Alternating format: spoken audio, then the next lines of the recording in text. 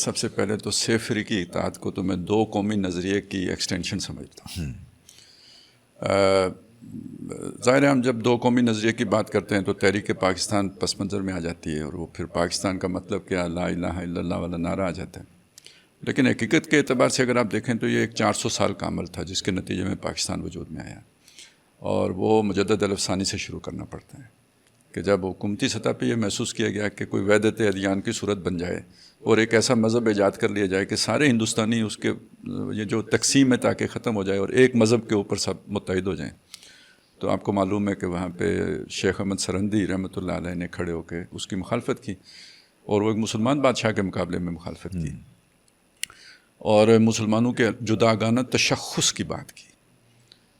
تو اسی جداگانہ تشخص کے وکیل بعد میں قائد اعظم بنے, علامہ اقبال بنے اور اسی جداگانہ تشخص کی بنیاد پر ایک ملک کو جغرافیائی وحدت کو کاٹ کر ہم نے ایک علیحدہ ملک حاصل کیا اور ہم جو دنیا میں معروف قومیت کی بنیادیں ان میں سے ہمیں کوئی بھی میسر نہیں تھی.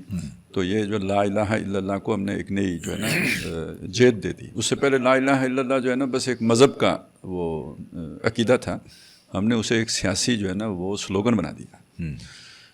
تو یہ تاریخ انسانی میں بڑا اہم موڑ ہے جو یہ اور بڑا اہم, اگر آپ پوری تاریخ کے اعتبار سے دیکھیں تو بہت اہم بات ہے جو یہ سامنے آئی ہے.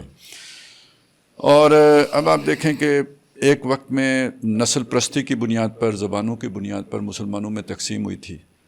عثمانی سلطنت کے خلاف عربوں نے بغاوت کی تھی تو وہ عرب نیشنلزم تھا نا جس کے تحت وہ پھوٹ پڑی تھی, تفرقہ ہوا تھا. اور آج اگر ترک اور عرب اور ہندی مسلمان ایک ہو رہے ہیں تو ہم اپنے آپ کو ہند کا حصہ ہی سمجھتے ہیں نا, مطلب بر عظیم پاک و ہند, اس میں پاکستان بھی شامل ہے. تو یہ جب ایک ہو رہے ہیں تو وہ جوڑنے والی جو شے ہے نا وہ الفی کون سی ہے جس نے ان کو جوڑا ہے؟ لا الہ الا لا الہ الا اللہ. تو میں اسے اس نظر سے لیے جو ویسٹ کے اندر سے یہ شروع ہوا, پھر انڈیا کے اندر سے آوازیں آنے لگی اسلامک نیٹو. اب اس میں دیکھا جائے تو پاکستان ایک ایٹمی قوت, جی, سعودی عرب وسائل سے مالا مال تیل کی قوت, اور ترکیہ پروڈکشن مطلب ڈیفینس پروڈکشن کے اندر اس کی جو کوالٹیز ہیں اور وہ سارا کچھ ہے. تو یہ جو 3 انگریڈینٹس ہیں اس نے تو پھر کان کھڑے کرنے ہی کرنے تھے. اب وہ جو انڈین ڈیفینس جو اینالسٹ ہیں وہ یہ کہتے ہیں کہ یہ اتحاد کسی اور کے نہیں لیکن اسرائیل کے خلاف ہے. اچھا ویسے دیکھیں ہماری ہمیں اتنا وہ نہیں ہوتا جتنا کوئی اللہ تعالیٰ ہمارے لیے کام آسان کر دیتا ہے کہ یہ جو ہے نا اسرائیل نے خود اور امریکہ نے اور ویسٹ نے یہ پروپیگنڈا کیا کہ یہ شیعہ سنی ڈیوائیڈ ہے.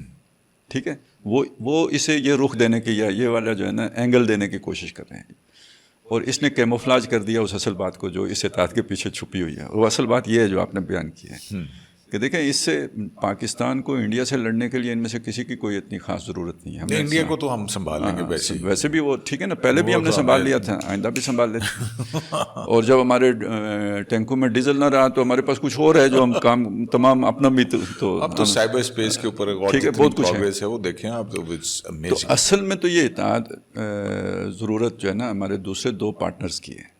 اور اب آپ دیکھیں نا وہ آنسلاٹ آ رہا ہے ترکی کے اوپر, کام تقریباً شام کے اندر وہ ڈیولپمنٹ شروع ہو گئی ہیں جس کے نتیجے میں ترکی اور وہ کلیش پیدا ہونے والا ہے.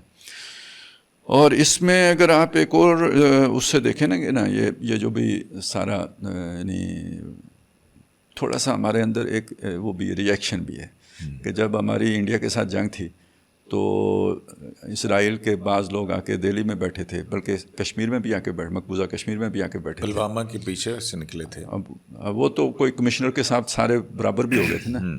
تو کہنے کا مقصد یہ ہے کہ یہ جو فوجیوں کا ہوتا ہے نا یہ ان کا اپنا بھی کہ بھائی جب کسی نے چھیڑا ہے تو اس کا جواب دینا ہے. تو اب اس کا جواب تو یہی ہے نا, وہ آ کے دہلی بیٹھے ہیں تو ہم جا کے تبوک بیٹھ گئے. تو ایک یہ بھی جو ہے نا وہ موٹیویشن بنی ہے اس کے پیچھے. اسباب تو ہوتے ہی ہیں نا, کوئی بھی ری ایکشن ہو یا جو بھی پازیٹیو موٹیو ہو یا جو بھی ہو, کچھ نہ کچھ تو ہوتا ہے جب تک آپ کوئی ایکٹیویٹی وجود میں آتی ہے. تو فوری سبب تو یہ بنا کہ انہوں نے ہمارے ساتھ آ کے چھیڑ کی تو ہم نے کہا چلیں ہم بھی آپ کے پڑوس میں آ جاتے ہیں, آپ اگر یہاں آئے تھے تو. اور لیکن یہ کہ بنیاد کوئی نہیں تھی, بنیاد پھر یہ بنی ہے. اور مجھے کبھی امید ہے کہ یہ ایکسٹینڈ ہوگا اس میں اور ممالک بھی شامل ہیں، آثار ہیں اس میں. دیکھیں نا ابھی کسی نہ کسی طرح سے خواہش کا اظہار بنگلہ دیش کی طرف سے بھی آ گیا ہے.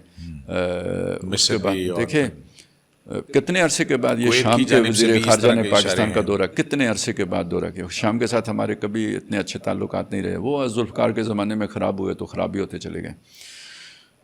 تو یہ سارے ممالک اب پاکستان کی طرف دیکھنا شروع ہو گئے ہیں. تو یہ بڑی عجیب، مطلب میں وہ ایک بات دیکھ رہا تھا کہ 1936 میں علامہ اقبال نے مولوی عبدالحق صاحب کو خط لکھا اور اس میں یہ بات لکھی کہ مستقبل کی جن جنگوں کا سامنا مسلمانوں کو کرنا پڑے گا اس میں ایسا محسوس ہوتا ہے کہ اس کی جو وہ ہوگا نا طاقت یا جو یہ وہ جنگیں پنجابیوں کو لڑنا پڑیں گی.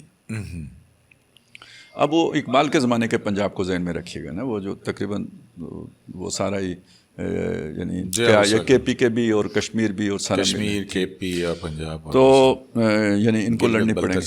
اچھا اس سے ملتی جلتی بات ہمیں جو ہے نا وہ شکیب ارسلان کے ہاں بھی ملتی ہے کہ اس نے کہا پوری دنیا میں اگر اسلام کی نبضیں ڈوب جائیں تو کوئی ہندو کش اور ہمالیہ کے درمیان میں رہنے والی جو قوم ہے ان کے اندر سے کبھی اسلام جو ہے نا وہ ڈوب نہیں سکتا. تو یہ جو ان ساری چیزوں کو دیکھیں تو جو مرکزی مقام بن رہا ہے یا جو اینکر رول جس کا آ رہا ہے اس پورے اتحاد کے اندر وہ پاکستان کا آ رہا ہے. اور یہ دیکھیں یہ قدرت کے فیصلے ہیں، یہ حالات کا جبر ہے. یہ کوئی پلان کر کے ہم یہاں تک نہیں پہنچے نا، ہم نے یہ سوچا تھا 2 سال پہلے، پتہ نہیں ہماری سوچیں سروائیول کی تھیں، ڈیفالٹ سے بچ جائیں، یہ ہو جائے وہ ہو جائے. اب اللہ نے ایک دم نکال کے کدھر کھڑا کر دیا. مواقع بنے اور اویل کیے گئے تو اس کے نتیجے میں یہ مقام پاکستان